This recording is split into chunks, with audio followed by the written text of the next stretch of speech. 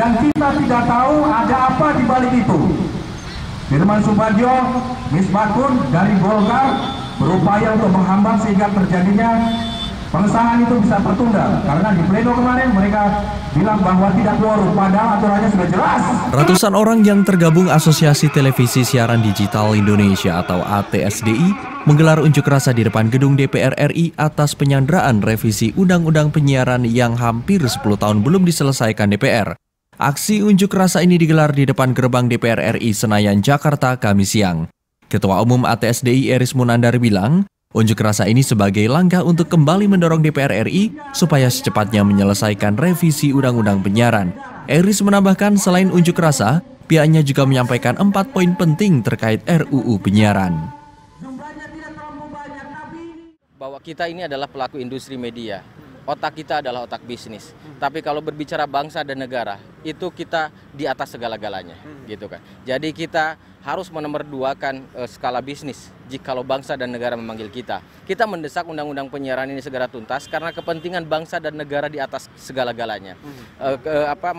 Bangsa dan negara akan lebih banyak diuntungkan dengan undang-undang penyiaran yang baru ini, terutama adalah pengelolaan frekuensi yang selama ini frekuensi dikelola oleh swasta untuk kepentingan swasta, gitu kan. Sehingga dan kontribusi kepada bangsa dan negaranya juga sangat sedikit.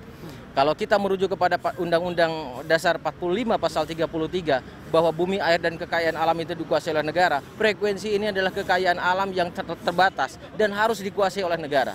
Apalagi Presiden Jokowi dalam programnya Nawacita poin nomor 5 ingin menata kembali frekuensi ini. Selain itu, ATSDI meminta supaya partai politik lebih memperhatikan kepentingan negara dan bangsa, salah satunya mendukung single MUX operator yang sesuai amanat Undang-Undang Dasar 45. Ditambah, ATSDI meminta pimpinan DPR RI supaya secepatnya menyelesaikan revisi Undang-Undang Penyiaran. Itu karena penundaan migrasi ke penyiaran dari analog ke digital membuat negara merugi sampai 1.300 triliun rupiah per tahun dan kehilangan potensi 2,8 juta lapangan kerja baru. Hal itu juga disampaikan Tulus Tampu Bolon, Sekjen ATSDI. Ya, kita mempertanyakan bahwa single MUX adalah sesuatu yang sangat terkait dengan implementasi nawacita dari Pak Jokowi yang mengatakan negara harus hadir dalam semua sendi-sendi kehidupan.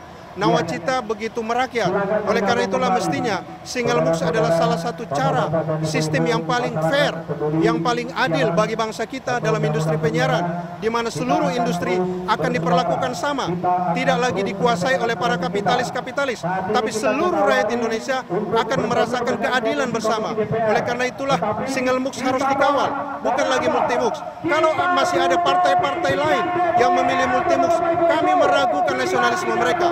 Karena melalui single MUX tidak ada yang dirugikan, semua adil, diuntungkan, negara diuntungkan, rakyat diuntungkan.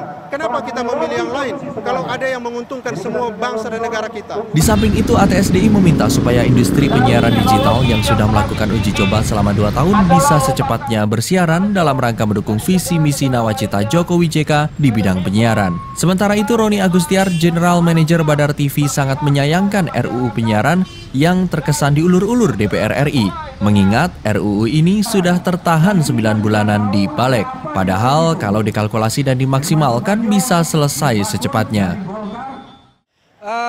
Kalau dari perspektif kita ya, ATSDI, bahwa memang ada oknum-oknum yang merasa terganggu ya.